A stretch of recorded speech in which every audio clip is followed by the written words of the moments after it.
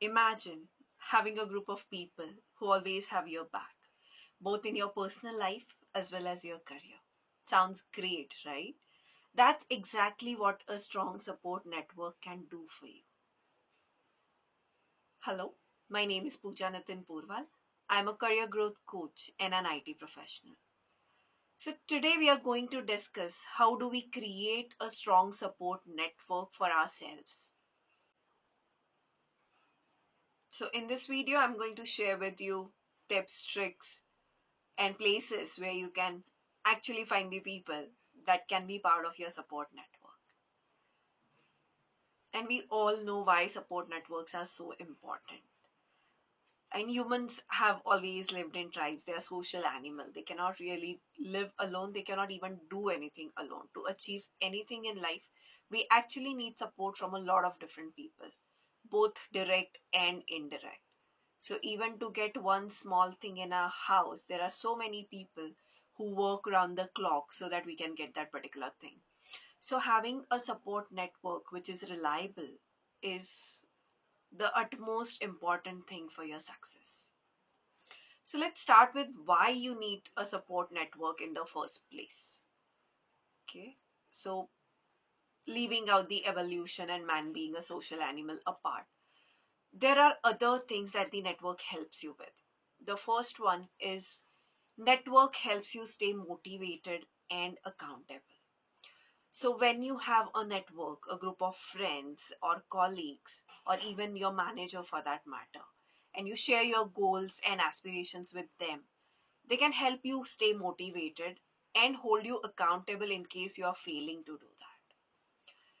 Second can be emotional support that we all require when we are going through tough times, when we are going through rejections, when things are not going our way. So these are the people who help us to sail through these rough waters and come out alive of these difficult situations. Third thing that network help us with is career growth. Through mentorship, through networking, we actually get a lot of professional advice which can help us to have a good career growth. And through networking, we get to the fourth benefit of having increased opportunities also. So when you have a good network, when a lot of people know you, you actually have a lot of sway when it comes to getting new opportunities, working out with things that you really want to because you have help from so many people around you.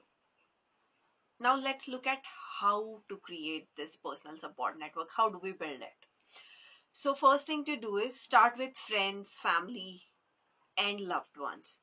So people who are really, really close to you actually understand you so much better. And these are the people you would always want to go back to when you have either a good news or a really bad news, when you're going through a career success or when you're going through a breakup. So these are the people who you cannot live without in your life. They are the people who make it livable. So start with these people, and this would be actually a very easy list for you to create as well. You already know within your close ones who are the people that you always go to. It can be your parents, sibling, best friends, close colleagues turned friends. Second thing that you always have to be mindful of is within your support network, whoever have you chosen always need to be uplifting and encouraging. And by this, I don't mean that somebody in this network should always be on your side or never show you the mirror or point out your mistakes. Okay? You need them to do all of that. Show you the mirror, point out your mistakes, find your areas of improvement, because that's what people who are invested in you, invested in your growth should be doing. But then they should not be people who are always criticizing you, who are putting you down, who does not have your best interest in their heart, who would take advantage of your vulnerable situation. So we do not really want to be with these kind of people. So that's why it's very important that whoever you consider part of this support network is uplifting and encouraging. without demeaning or diminishing your light. The third thing, for these relationships to always work out, you need to show your vulnerability. There need to be an appropriate amount of closeness, vulnerability, and intimateness in these relationships. You need to be open, honest. You should be able to share things with them which you may not want to share with everybody else in the world. And the last thing that you need to be doing is nurture these close connections regularly. So spend quality time with them, have proper communication always, and be in touch. So this is all on your personal front. Let me give you some actionable tips on how do you maintain these network. So, schedule regular check ins. I know because this is a personal network we are talking about. Me saying about scheduling check ins would actually make you feel that this becomes a very mechanical activity, and because this is such close relationship, I don't really want to do it. But then with our busy lives, we actually forget to call these people. We miss their birthdays, we miss their important milestones. So, just the way they are there for you, you need to be there for them as well. So schedule this time with them so that you don't miss on it. Second, show appreciation to people who support you. So whoever is always in your corner, take time out to appreciate them. This can be done in various different ways. You can send them notes, you can text them, you can call them and tell them what you appreciate about them so much. And they would really be very thankful and grateful about you appreciating them in this way. Provide support. So this is a mutual relationship, right? So sometimes you are at your strongest, sometimes they are at their strongest. So you need to be able to help each other as and when required. So always be there for them as and when they need you. Okay. Now let me give you some pointers on how to build your professional network. How to build this professional support network that can uplift you as well.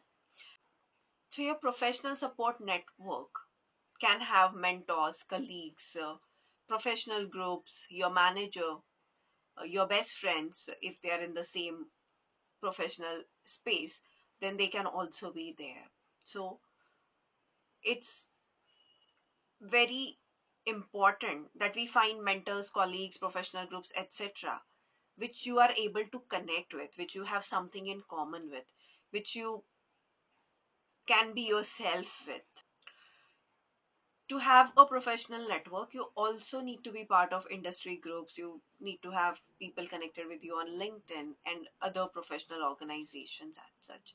So have these groups where whichever interests you, it doesn't necessarily have to be one or the other, but then wherever it helps you. Now, sometimes we just don't know how to reach out to potential mentors or peers.